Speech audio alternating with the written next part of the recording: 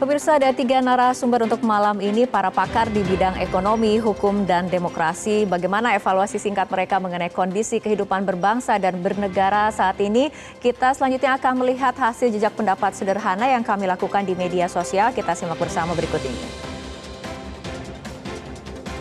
Mengenai apakah kebijakan ekonomi sudah adil untuk seluruh rakyat, dan ternyata sebagian besar mengatakan belum, atau sekitar 78%. Artinya mayoritas responden ini mengatakan kebijakan ekonomi belum adil untuk seluruh rakyat.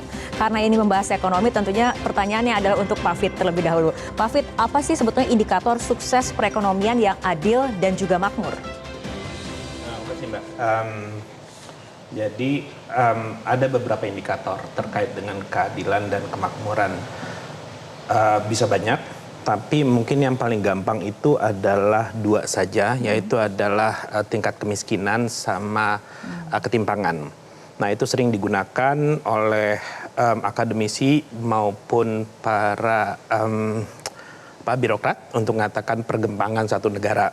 Nah, kalau seandainya kita lihat dari Indonesia, dari angka kemiskinan memang mengalami penurunan, ya, menghadap tren penurunan, dan terakhir sekitar 9, sekian persen, saya lupa. Ya. Tadi saya sempat memberikan, ya, ada grafiknya, mungkin nanti bisa ditampilkan, ya. Tapi hati-hati bahwa itu masih belum menjadi indikator yang paling lengkap. Kita juga harus melihat bukan hanya dari sisi berapa banyak orang yang hidup di bawah garis kemiskinan, tapi juga kita harus melihat jumlah berapa banyak orang yang hampir miskin.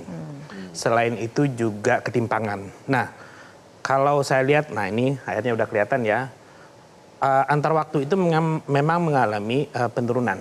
Itu garis yang biru itu adalah terkait dengan persentase penduduk miskin. Ya. Sementara yang merah itu adalah indeks Gini.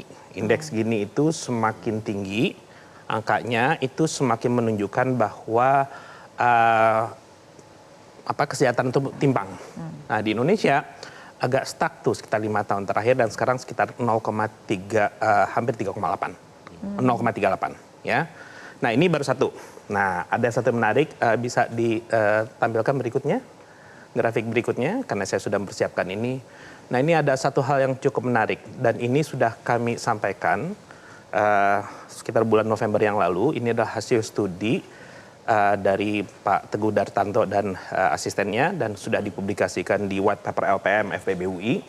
Di sini bisa terlihat bahwa kita cukup fokus ke yang 2.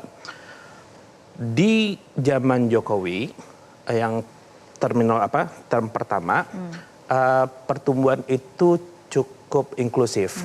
Inklusif itu setiap masyarakat mendapatkan peningkatan kesejahteraannya. Itu yang kelihatan dari yang gambar di atas agak melingkung ke bawah. Ya. Tapi pada periode yang kedua justru seperti U. Kalau U itu artinya apa?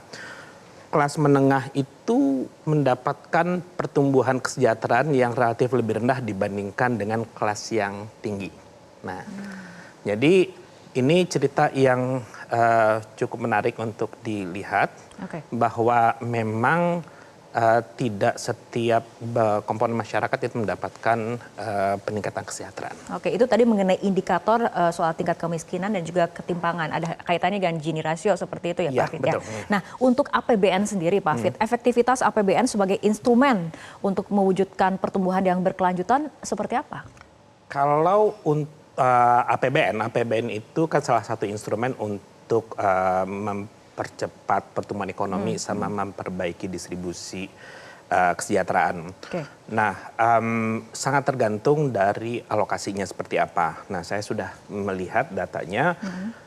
Sebetulnya yang paling penting itu adalah seberapa besar pengeluaran pemerintah itu yang bisa berdampak terhadap peningkatan output.